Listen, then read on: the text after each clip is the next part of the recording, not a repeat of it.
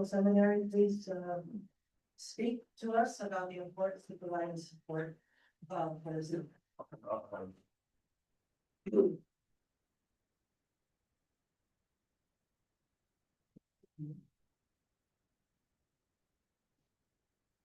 Good afternoon. My name is Kurt Peterson, and I am delighted to serve as the VP for Institutional Advancement here at McCormick. A progressive leader in the Reformed tradition committed to equipping women and men for faithful, inclusive, and liberating ministry. Friends, thank you for gathering on our campus for these 2 days of testimony, lament, and truth. Your presence means so much to us as a community. We are listening as witnesses testify before commissioners and observers about the erosion of civil rights, about the atrocities carried out underneath the direction of federal agencies, real harm done to real people with consequences that reverberate through our neighborhoods. What we're confronting is not random. It's on purpose. Those who control the business and governing structures in our nation are working to roll back the hard-won gains secured through the Civil Rights Movement, codified into the Civil Rights Act of 1964. The constitutional structures that are supposed to protect the vulnerable have failed, captured by power, weakened by fear, and indifferent to suffering and injustice. Weakened by cowardly leaders committed to self-preservation, the press, the fourth estate, is failing us when we need the prophetic power of investigative journalism more than ever before. That is why we are here and why we must act now.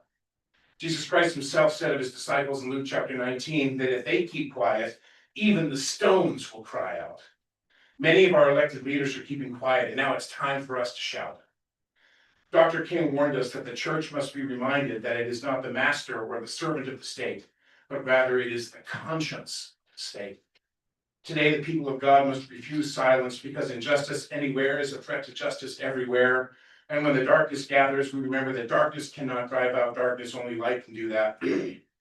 Singer-songwriter Bruce Coburn continues the metaphor, our Canadian brother, and he invites us to kick at the darkness until it bleeds daylight. Reverend Jesse Jackson has taught us to keep hope alive. Reverend Dr. Jeremiah Wright has insisted that the church must confront the structures that create injustice, not merely soothe the wounds that they leave behind. And with leaders like Dr. Ivor Carruthers, our host, Reverend Dr. Maisha Handy, our president, and Reverend Dr. Otis Moss in the room, we know that this tradition is not dead, but it's rising again, extending further and further. So this HART Truth-Telling Commission begins locally, but it will not remain local. We are taking this effort national, and we need your help. So today marks the beginning of a movement, not just one single event. Our work is offering a prophetic witness to the world, naming what is happening, defending the dignity of our people, and sparking renewed commitment to civil rights. The first step is to tell the truth, document it, and show it to the world. And together, we are taking that initial first step. Today, I'm asking you to help fund and invest in that witness. Please support the Center for Reparatory Justice here at McCormick Theological Seminary, the sponsor of this commission and a home for courageous truth, rigorous scholarship, and organizing for repair. Give generously, help us keep hope alive, and help the church be the light this world now demands. There are cards at your table. You all have them here at the table. If for those of you in the audience, I left a few on the table over there. It has a simple QR code if you'd like to go on and make a gift. But if you'd like to discuss a possible ongoing partnership, if your organization would like to partner with us in this work, please reach out to me directly. I've got business cards to leave with you. My email is very simple, kpeterson@mccormick.edu. It's the ON, the Swedish one, not the Norwegian. I'll be around throughout the week for conversation and reflection. Thank you for considering a partnership that can lead to real change. Thank you. Thank you very much. As you know, this is day one of the 2-day hearing for the HART Truth-Telling Commission. Testimonies this morning have been very, very powerful. We look forward to what is before us this afternoon. The mayor, Mayor Brandon Johnson, is delayed in City Council, but we're very fortunate that in the meantime, we will hear from testimony from Dr. Obai Hartman. He is the CEO of Manifest Wellness, Vice President of the Midwestern Underground Railroad Network. Awesome, thank you very much. If you will come to the podium. And if we can get a name card changed over here. Thank you. Thank you so much for being here.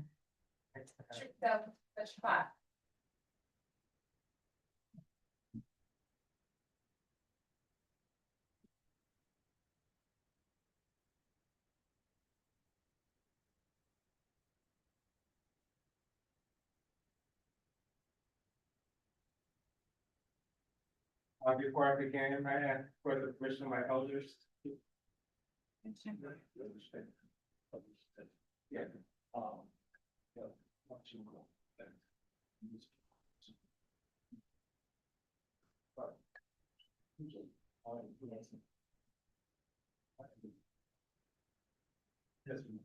Right.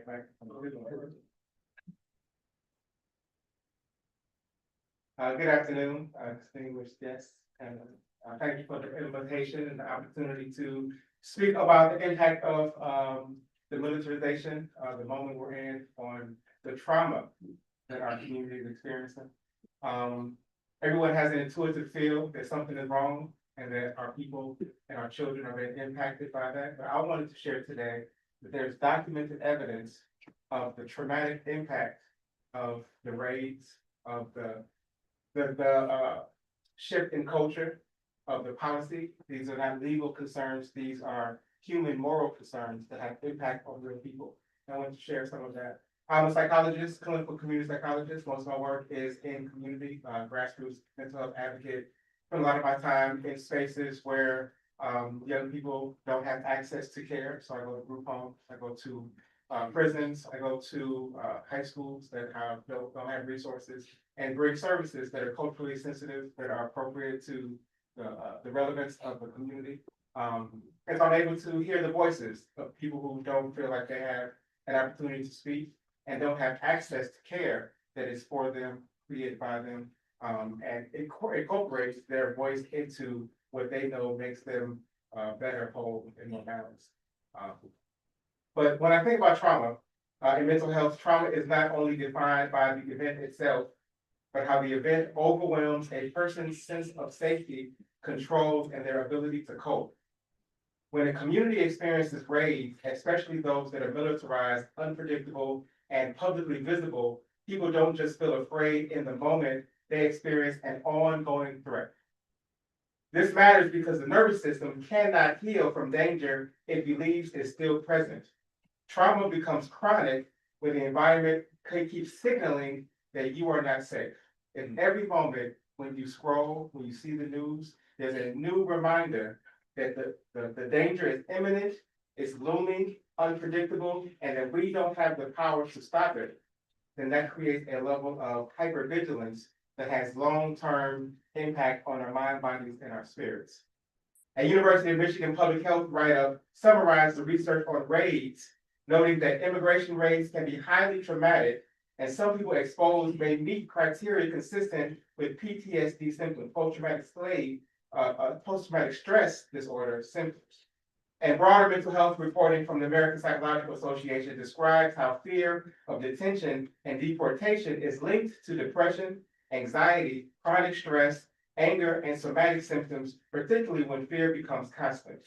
At the individual level, immigration enforcement exposure is linked with anxiety and panic symptoms that include hypervigilance, constant hopelessness, social withdrawal, depressive symptoms that include isolation, traumatic symptoms that include intrusive memories, sleep disturbance, irritability, and startle responses, and somatic symptoms that include headaches, stomach problems, chest tightness, because trauma, as we know, lives in the body.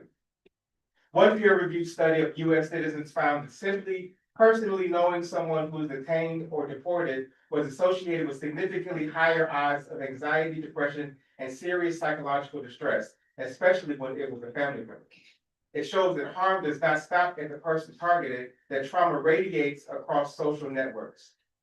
Family impacts mean that at the family level, raids create a predictable set of psychological injuries. Whenever separation or temporary long-term threat is looming, it disrupts attachment and creates grief without closure. Reviews of anti-immigration policies note significant distress tied to family separation, and reunification strain. The role strain and economic shock that occurs when a breadwinner disappears creates anticipation of the disappearance that leads to housing insecurity, food insecurity, job loss, and sudden changes in caregiving. These stressors compound trauma and increase risk for depression and conflict inside the home. Many parents avoid talking about the threat to protect their children, but children sense it anyway. Part of the learned helplessness that happens in parenting is that we feel that our sole job is to make sure our children feel safe, and when we can't realistically, honestly say everything's going to be all right. When we try to put the face on, when we try to pretend that we can hold on, that we can protect, our children still believe, they still know, they have an intuition that our stress bleeds onto their reality. Learning how to protect children in a dangerous world and being unable to do that creates a debilitating cocktail of anxiety for parents and for children. At the community level, raids create what we can accurately call a climate of fear. In public health terms, that is a social determinant of mental health. It changes behavior, it changes trust and help seeking. It makes people become avoidant of clinics, schools, courts, and social services. It reduces reporting of crime and domestic violence.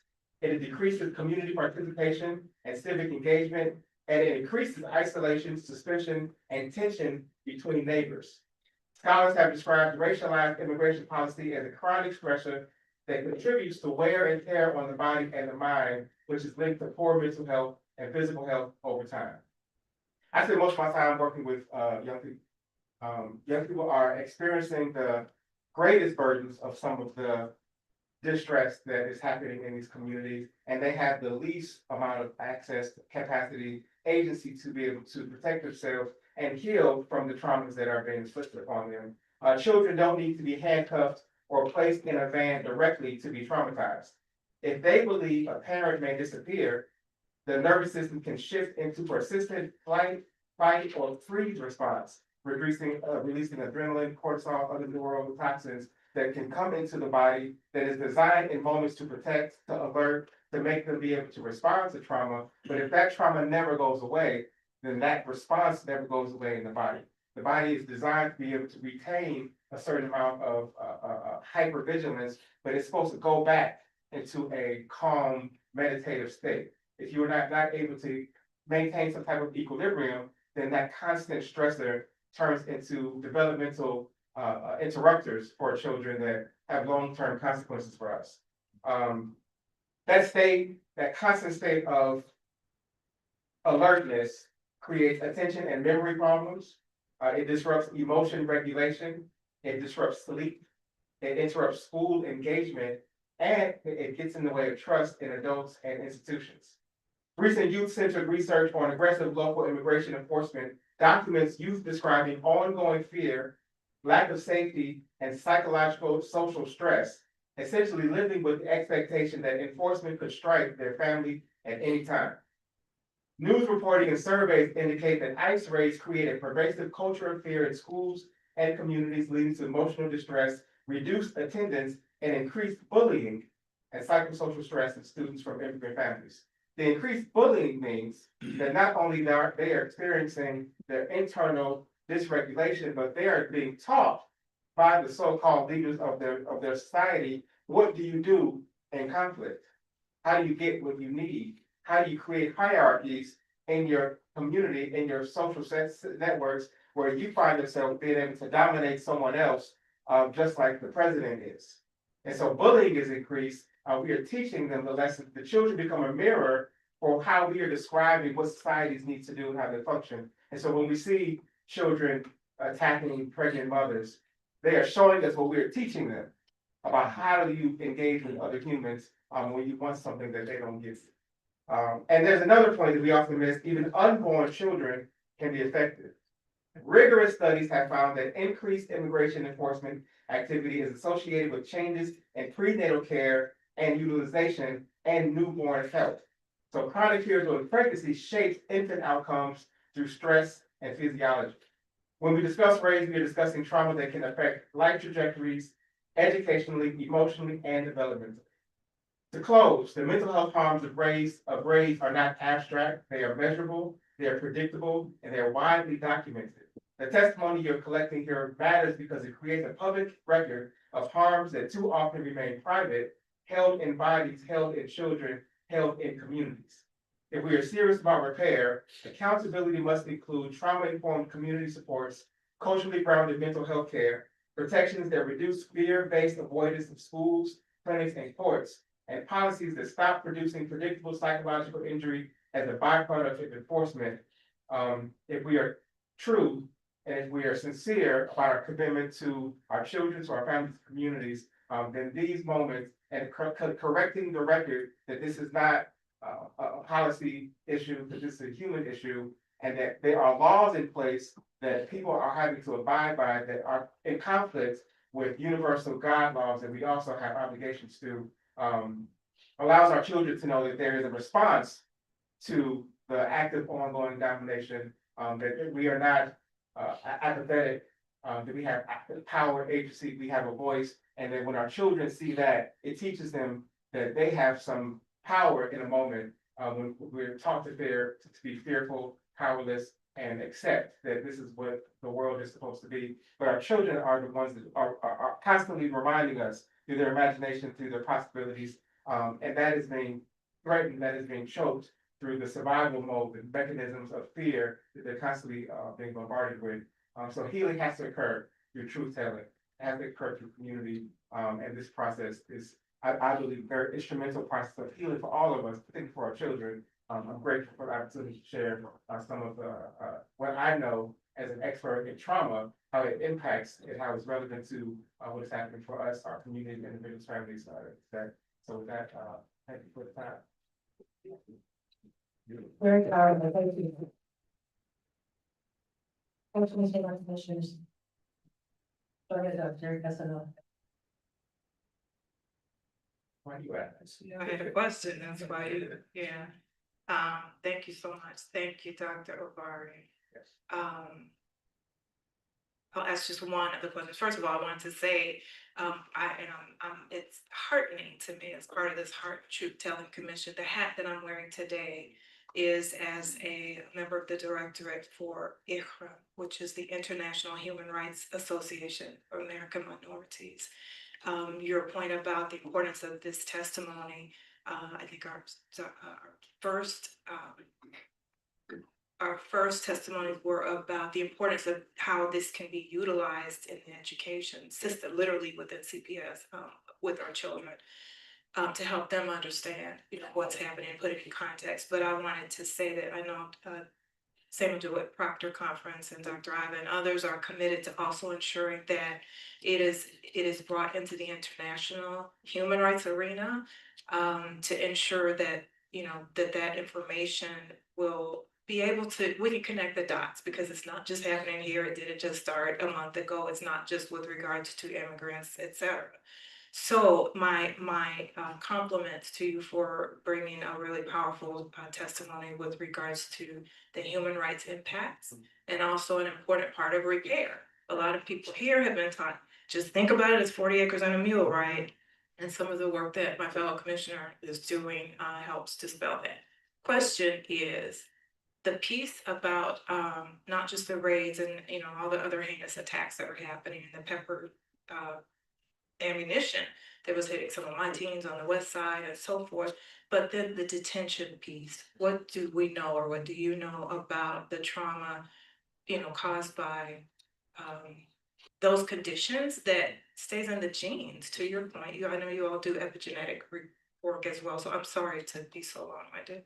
No, it's the same information that we have been gathering for decades around the lasting trauma of incarceration in general. The thing that's different about the detention that's happening now is that there is less of a personal and community justification that's connected to criminal activity, right? And so it being random makes it much more unpredictable, makes it much more scary for people. So for it reminds me, I was introduced as the vice president of MERN. It's been the last couple of years studying that chapter of our history, the freedom seekers, journeys, Underground Railroad.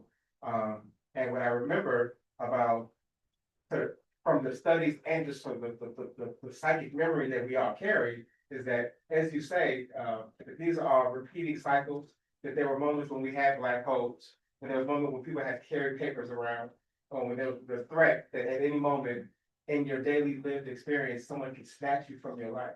That randomness in this moment creates another added layer of compounded trauma and anxiety that adds to what we already know about what happens to people when they are incarcerated, certainly in isolation, certainly without programming, without access to family, without communication. When you dehumanize a person, it has a ripple effect into their understanding of themselves, their connection to their communities, and those things last for generations, not even just in the lived body of the people who are being detained or incarcerated. So beyond just the abuse that happens, just the physical removal of people from their communities and that being randomized is extremely terrifying to people and families. So, Dr. Oh, sorry. Dr. Carmen, thank you. Thank you for your wonderful testimony. I'd like to have you look at the intersection between post-traumatic stress disorder and moral injury. Yeah. So when we talk about moral injury, we see the way that post-traumatic stress disorder shows up in veterans. Yeah. What we also see is moral injury, which is very, very different to address. Yeah. We're looking at it from a community lens. How is that being manifested in the young people that you see? And then what can be the recommendations that you would have to address the moral injury that they may be carrying? Yeah, great question. I'm probably just a generation away from the complicated conversation we're having with our children about how to respond to authority. I was raised with, the friendly policeman idea in my mind. I was raised to go to school and do what you were told to do. Be obedient, respond to who was ever in charge. It could be a teacher, it could be a police officer. There was a assumed morality that the adults in my world had my best interest in mind. It was assumed that I could trust that the adults in my community were caring for me and creating structures, institutions, processes that were healing and were edifying for me. That conversation is much more complicated than that. And so part of what we're trying to do in community is to figure out what kind of language we could use to describe morality and ethics with our children in a world when they are seeing so many different versions of how to be a human.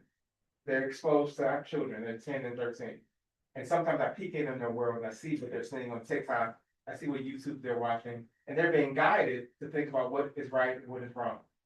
They're being told that the leadership in place has power and that power is sometimes abused, and that they're wrestling with what does it mean for me to now go to school when you at home told me that sometimes teachers lie. Right. Right. What do I do now if I'm approached by a police officer when you were just at a protest saying F ICE? Like, how do I merge these two conflicting ideas around morality when I want to be safe in the world, but you're also telling me that world is full of danger? That the people in charge, the people literally in charge, are trying to hurt me. And so I had children that used to want to be presidents that don't know. Wow. And there's the roles have been tainted because of the positions and so I think there's a really complicated conversation, and it requires a constant processing of our children with the realities that are going on.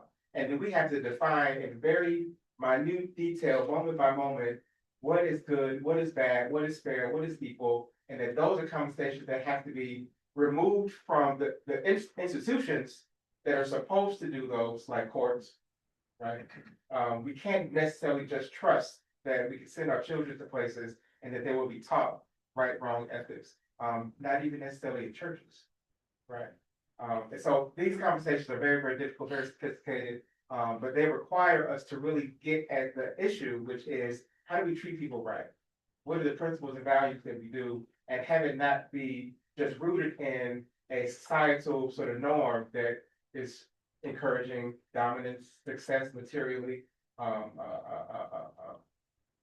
do what you want when you want, right? When you see that replicated in kindergartens, right? When you see children taking toys and things, and we can teach lessons and no, this is how we are with our friends. Those are things that are hard to land in children when they see adults not doing those things. Right?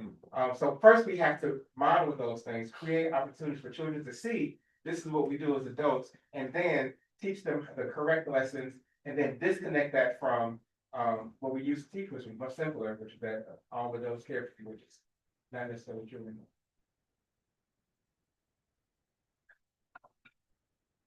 Doctor, thank you so much for your testimony. I appreciate everything that you're saying. And as I think about the younger generation now, just about 6 years ago, we entered into a global pandemic. So a 5-year-old then would be 11, 6, 12, 7, 13. I am struggling with the idea that our younger generation, especially in that age category, have a double whammy on them. Yeah. They have struggled through the pandemic and the isolation and the change in society that occurred, new rules for everything, having to then return to a sort of different social dynamic. And now, just a couple of years after, getting adjusted, readjusted, we've got the whole world turned upside down now due to our government. I'm wondering whether or not you can give advice to folks who are on the front line with these young people about how to engage them, how to engage in conversation. My 3 youngest children went through that entire process, but my youngest is 16. So I see social dynamics that are very different in her than prior to the pandemic. And now we're adding on to the fact that the United States is struggling so much against the weaponization of so many different things. From your perspective as a professional psychologist, what advice would you give to all folks that are working with young people who are struggling with so much that we did not struggle? We struggle with other things, but we did not struggle with the kind of dynamics that these young people have struggled with over the past 6 years. And what you're saying is absolutely right on, and we're going to continue to see, unfortunately, worse outcomes of those struggles through addiction. We see a rising rates of suicide, depression. Not only do they have now language to describe the depression and anxiety, but they also have less opportunities to actually process those things. And so they're going to each other, they're going to the internet, and they're going to having access to, drugs, pills, vapes that we didn't have access to. So all of this compounded in ways that their way they're processing the struggle is causing new problems that we're not going to see the impact of for years to come. So it's really, really difficult and a treacherous moment. What you're describing is a level of isolation that I believe the beginning of the answer to the question is to interrupt that isolation, and to what you say, working with our children, we have to do that much more aggressively and intentionally than ever before. That means spending time with them. That means listening carefully to them. The way that when I was a child, there was much more of the mentoring relationship was much more like didactic. People telling me what to do, how to do it. That doesn't work anymore. We have to listen very, very carefully to our children. We have to give them space to express in their own language, using their own terms, what their reality is, because it is very different.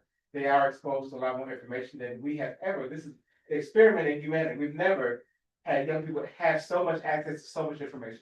An information age devoid of wisdom that we have, and a disconnection from us being able to sit with them and just be for a moment. Not to fix them, not to change them, not to redirect them, but just to sit and be with them for a while. And sometimes that's uncomfortable for us, because if they're listening to music that makes our stomach churn, right, then our response is to turn it off, to get it away, and tell them not to turn it, but I believe that our approach has to be much more compassionate, right? We have to go into their world, engage with them in that world and help them process the things. We're beyond censorship. Right now, I just lost a fight in my house with headphones. I lost the fight real hard. Right now, programs have direct access to my son's brain. They put beats right in it. I have to take them off and listen to what he's listening to, and then we have to talk about it. I can't say that's stupid, turn it off, because he's gonna listen to it somewhere else. Right. And then his friends are gonna talk about it, right? We have to engage in their worlds, go where they at, and watch TikTok with them. You have to watch YouTube with them, listen to the music they're listening to, and then just lean in curiously. What's that make you? How does that make you feel? Where do you think that came from? Who do you think might be in charge of giving that information to you? There might be a potential agenda behind that. Is someone feeding you information that might be benefiting from your harm? Right? Maybe, maybe not, right? But we can ask those gentle questions through compassion, through relationship, and not through the dictator style that, you know what I'm saying, that we used to do. I think it needs constant engagement, constant. You have to be constantly present, you have to be with them over and over again, even when it's uncomfortable, even when they're doing the same things that we might not have done, but to be able to understand and to help them change, it has to be through relationship, not through domination. And do you have to make TikToks with them? I said, make them, good man, I just feel silly for a moment, right? Oh, But man. they were real. They were crazy in the moment, but loving it. Right. I had a quick question. Dr. Lee Butler, formerly was on the staff of Community Renewals. That's my organization, with Chicago Theological Seminary, spoke about the term PTSD and the need to antagonize the term so that it's flipped and used for accountability and visibility.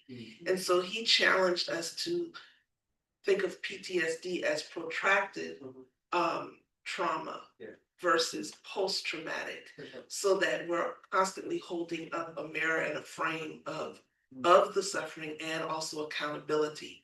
And then really quickly, I also think of Sojourner Truth, who was separated from her mother when she was really young, but still maintained that cultural memory to build sacred altars and practice some of the rituals that she may have been exposed to and may not have, but somehow she still internalized it. So being able to look at the protracted trauma to hold the mirror up for accountability, but also how do we help our young people tap into that cultural memory that gives you strength to be able to face the trauma and move towards healing. That's absolutely right on. The language that we use in sort of mainstream psychology is also connected to institutions that are benefiting from the hierarchies that we're trying to heal. America can't heal harms that it created.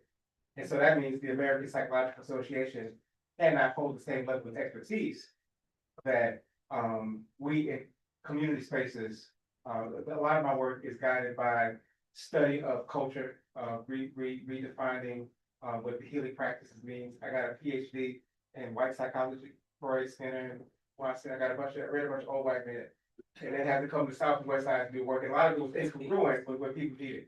And so what you're describing is an expanded view of even not just the post-traumatic stress, but also the generational trauma.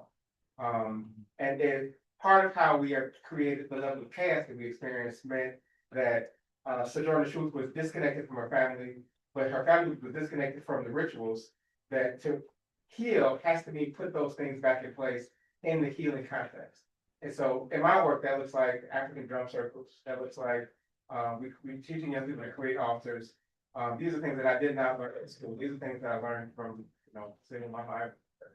These are things I sat in community and traveling that helps us put back together the pieces of our memory, particularly in a moment now where there's an adversary and administration that is clearly attacking memory. When someone bans the book, you got to read that twice. If someone is saying that they have to take away an element, art, culture, and memory, then we as the healers, as the people who are responding to that trauma, have to know that there's medicine and power there and put that back into therapeutic practice. So I agree wholeheartedly that cultural memory is healing, and that part of the healing is helping our children remember that we've been here before, but we've also gotten through it before. right? We've gotten out of it before. And so when they feel, and I used to say apathy a lot, but it's really a learned helplessness. They really feel like there's nothing we can do. That they are too powerful, that they're gonna win, and we might as well just cope and manage and get along. These moments remind us that there's a legacy of resistance, and that resistance is healing.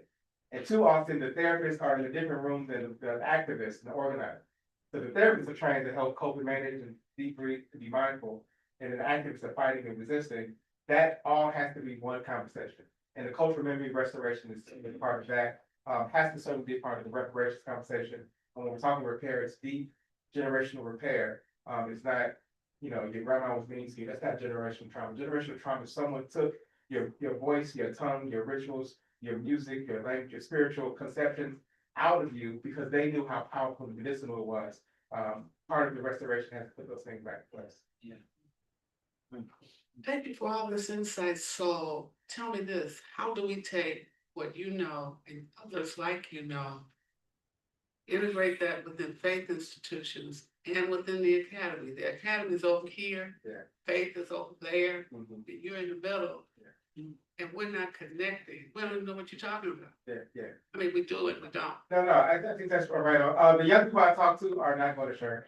They're not interested in church. And it leaves a really dangerous hole in their grieving. They are surrounded by death, but have no framework to process the life and death cycles.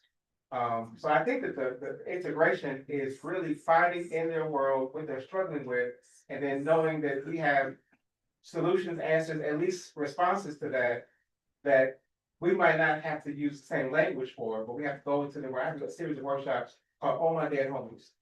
Right? I hear young people say "Oh My Dead Homie" all the time, and they put on their grieved loved ones retaliation.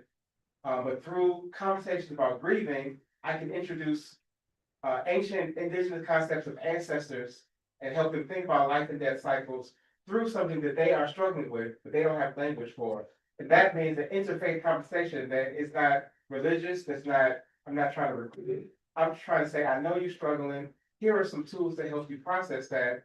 And it makes it much more relevant to them if you go again into them, through their world, solving problems and not trying to bring them to us and tell them we figured it out. And I get it. We don't get it because we don't have what you have. So I'm saying, how do you get what you're saying to a larger body of not just faith leaders, but community people don't know it either.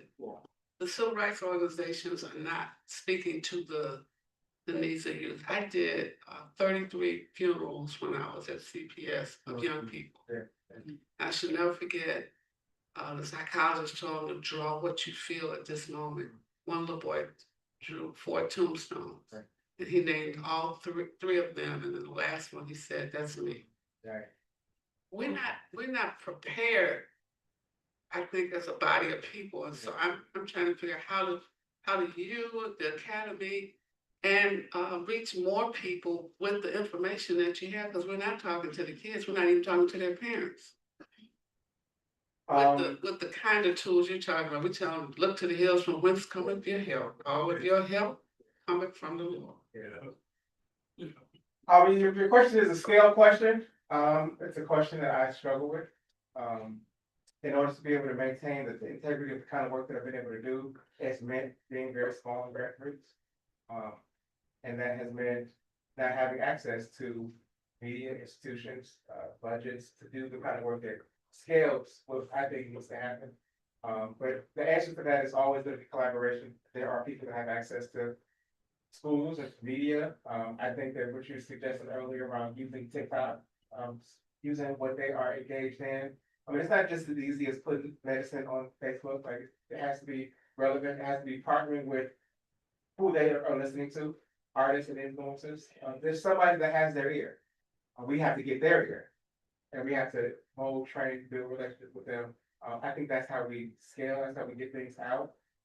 We're long from, as a therapist, waiting for someone to come into my office. Right? I have to go to them. You go where they are. I have to create programming that's meaningful to them. That means collaborating with coaches. It means going to barbershops, beauty shops. That means going to prison. I have to go where people are, and then bring this to them. But we need more tools, resources, financial and otherwise, to be able to collaborate with people to make those things happen in larger ways. But it's something that's not easy to do because this adversary is connected to make sure that this does not get out. So we have to also be compassionate with ourselves to know that like the reason we in this position is not because we're not working hard enough. It's because someone is trying to stop all of this from happening, and they got momentum, and they got resources, and they're activating them, particularly now the way it's very bold and very clear. Reverend Musk. Could you give us some best practices, one on the village level, in terms of a larger group, second, in terms of a personal one-to-one level? You shared a couple of those pieces in your commentary. Second thing, could you give us any pieces of research in reference to trauma and digital devices? Yes. Best practices, in this moment, I do think that it is important to be as creative in our interventions as possible. And so that means, if you have a mental health intervention and you're talking depression, even if it's suicide and addiction, and the process is depressing, then people won't come to it and they won't come back to it. So part of what we need to make sure we're doing is when we're collaborating, think about faith institutions and academic institutions, is making sure we have artists and young people at the table to design what the intervention needs to do. So the best practices also needs to include the voices of those people who we're trying to serve and asking them what they need and what they enjoy to do. Because if you put medicine into the thing that they enjoy to do, then they're healing while they're writing and while they're performing and while they're doing theater and while they're creating art. So it feels fun, it feels engaging. And while it's happening, they're building relationships, they're gaining tools, they're getting access to the creativity that allows for not just the constricting of the ideas, but also it taps into an alignment where they get to bring out the thing that their gifts are, their superpowers are. So that like instructional, that the whole idea that we figure this out and I'm going to come in and deliver medicine to you has not worked. And so for me, best practices about art, culture, collaboration, including youth voice, make sure that the community is involved in intervention, and reducing some of the hierarchical power that I think that we've relied on through capitalism, where I have to sell a PhD, but the truth is my expertise is really in my personal experiences, and everyone has those, right?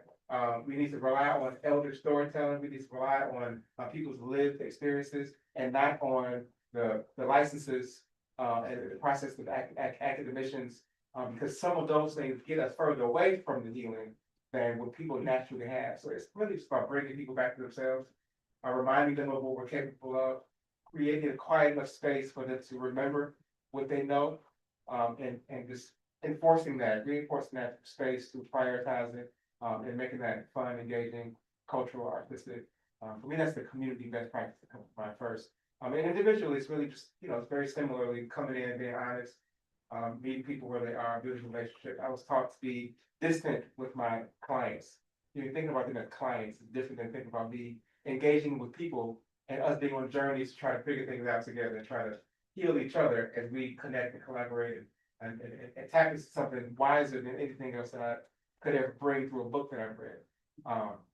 So those are the best practices that come to mind for me, community and individually. It's really reshifting how we think about what therapy looks like, what healing looks like, and leaning on things different than the academy has the expertise to be able to provide. And there's lots of data.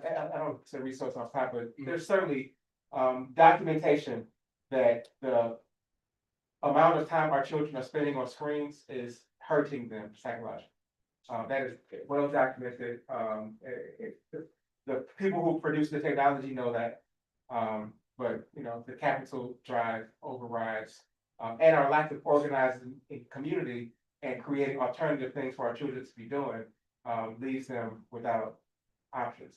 But no, the screens are bad. The screens they're really just in all the ways are bad for our children.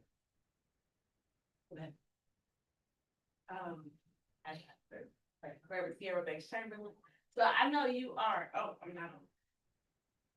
All right, so I know you are in a number of movement spaces. Yeah. Can you share what you are seeing as it relates to organizers and activists on the ground in this moment. Whether it be young or older, organizers and activists, what's happening on the ground? What I'm saying that I'm most concerned about, I'm encouraged about lots of things, like people are funding and they're organizing. What I see from my view of it that's getting in the way of more productive and effective organizing is, it's a very age-old divide and conquer. I see in all the communities that I've worked with, people finding what I would consider to be nitpicky ways to get in the way of collaboration, and finding sort of common unifying points that we can move on. And instead getting distracted by whatever the language is that creates the factions. And as long as we are fighting each other, and as long as we can't find some type of sort of common ground to end this moment, I see a lot of fights being what I consider to be post-war consideration. Like when we get to a certain level, then we can, deal with the, what we call it ADOS, we call it, Pan-African. There's certain particular things that people are getting caught up on that I don't think we have the luxury of getting caught up on. And I think those things are just driving the wedges between organizations. And then we find ourselves competing for resources, trying to get, send grants. And so that divide and conquer strategy is playing itself out like it always has. So I think that is at the meat of what is holding a lot of the momentum back. But it's things that, we've seen over and over. I think we've seen it so consistently, so long. I got, people here that have been here for much longer than me, that it seems like we should have figured that part out by now, and we haven't. So we still get caught up in the same, in my view, there's the same divide and conquer, the same word, the same faction, the same silo, same kind of stuff that gets in our own way. Reverend Brown? Thank you, Dr. Cartman. Really appreciate all of the information and wisdom you're sharing. I have a specific question. I'm a pastor. I also direct a program that involves immigrant families. Okay. And I have 2 families currently living in my church. And what's been really difficult is the issue of school. Yeah. And whether or not the kids are going to school. And I wondered if you have research, if you have any wisdom and knowledge to share around in a time like this when parents are terrified and our church is only 2 blocks from the school they currently go to. A lot of families are walking way further than that. And even in the 2 blocks, the terror that the mother feels is palpable. And we're in what is considered a safer neighborhood in Chicago related to ICE. And so I keep wondering, should kids be doing school online in this moment, like they were during the pandemic? Or is the benefit of them being in a classroom with their peers so great that we should really just do everything we can to get them in the door every day? It's a very important question. I think that for me, there's a combination of both of those things that need to happen. And it's difficult. And the schools are also afraid, and they're doing what they can. They've been trained to respond to when people come doing, but it's just not enough. So I do think that more can be done to protect school spaces so that people can have options, and that we can go into families that are in spaces like yours to give them what could be realistic reassurance if it's real. But I'm not for, tricking folk. You know what I mean? Like if it's not real reassurance, if they are actually safer where they are, then we do need to, I think, adjust and pivot to creating more collective opportunities to gather educators, to create, virtual spaces for the children to not be interrupted in that learning. Because that anxiety just festers otherwise. So school isn't just a distraction, it also helps them move forward. And the school, if it's proper schooling, gives them opportunities to learn about historical movements, to be able to get some safety in the fact that there are people working on this. There are people who are mobilizing around these things, that they don't have to be afraid to know that they're just waiting for trouble. But the school should be educating them about what are the things that have going on and aren't going on. And if that needs to come through the internet, if that needs to come through us organized educators to make sure that we have platforms for all of the students, wherever they are, to have access to that. I think both of those things need to have that. Sure. And, Sierra has that question, that thing. Has CPS implemented an e-learning option for high-risk students or at-risk students? Not that I know.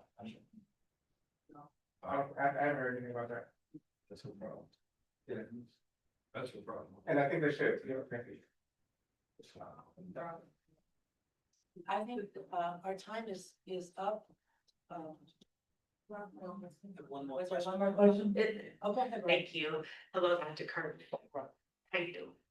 You know, one thing that I love about Dr. Kirkman is I met him first doing the drum circles and thought that he was a healer through drumming and engaged him for months to come do drum circles before I even knew he was a psychologist.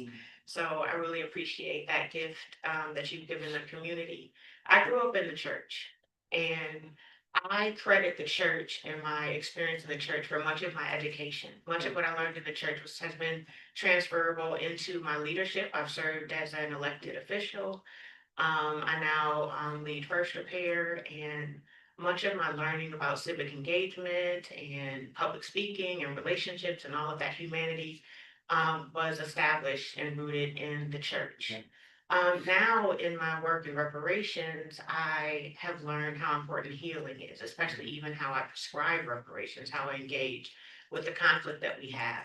And I have found that there is a disconnect between the church and the way that healing, I think, has been most valuable to our people. And I'm wondering if you have seen that. I have been recently went to West Africa for ancestor veneration. For me, was very healing. The church has, in some cases, very strong opinions against it. You know, I have been in healing spaces where I said I was going to go for a sound bath and was told by a sister, Jesus has got to be enough. Like, you're going to go to that sound bath. So I'm wondering if you have made any effort to connect to the church with your healing, cultural healing practices, because the church has place and space and, you know, infrastructure. We have phone trees and ways to connect to people. It's a trusted environment. And I think our power is when we connect our cultural practices and healing, like you give to the church in a way that is safe and understood and united. So 2 questions. One, are you seeing that caution, or have you engaged the infrastructure of the church or the institution of the church? And what are your thoughts about that? Great question. My first thought is, as you're describing the church, that hasn't been my experience. It depends on what church I'm at. And so we're talking about interpretation of a text. And there's as many interpretations as there are people that have experience. And so there are churches where I go do drum circles at, and there are certain churches that think that yoga is demonic. And so it's not the church, it's not the Bible, it's not the system, it's how people are interpreting that system. And y'all know, y'all here, like there are people here that have different interpretations of it. And my question is the same as the question that came over there, which is around the voice, the scale of the perspectives that y'all have around interpreting that text and that institution that is more open and encompassing and accurate.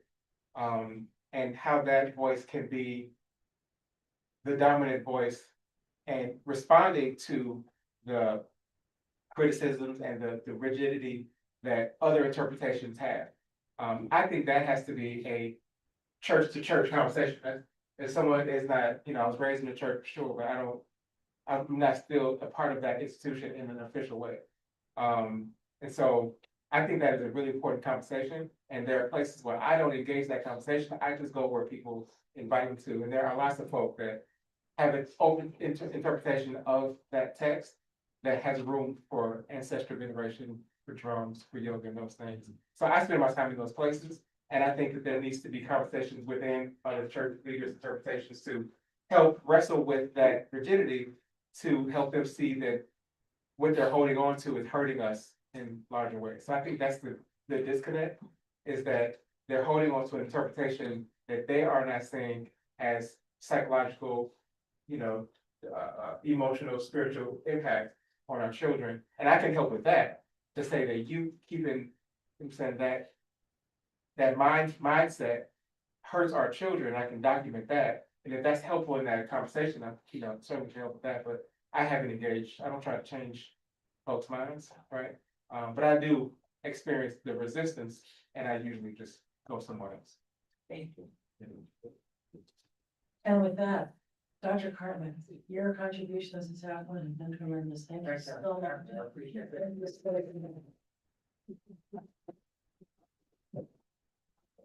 We will take a 5-minute break, 10-minute break, and then we can. Oh, I'm sorry, Dr. Masnova Willis, do you want to say something? Sorry, I'll just speak loudly. Before you leave, Sorry.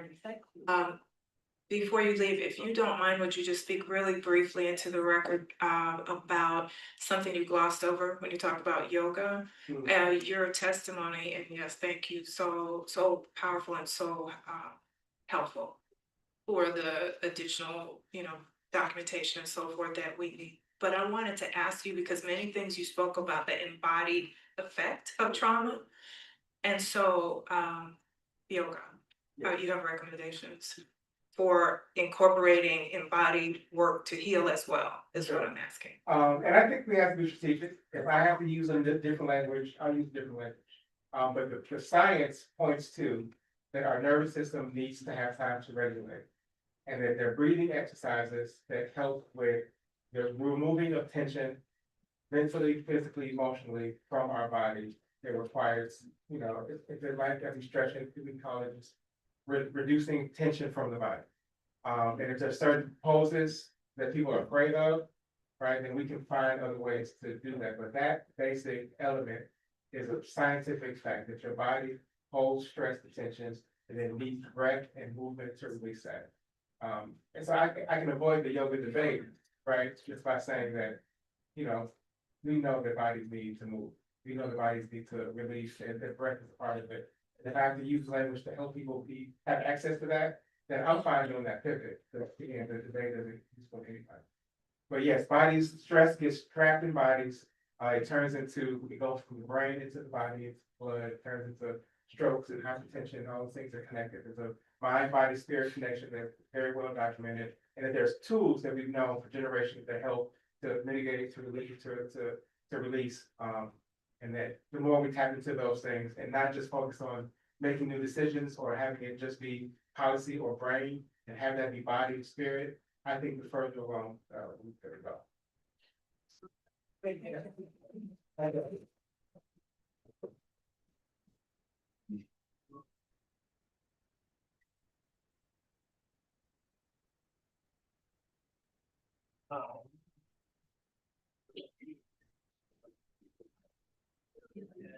Right.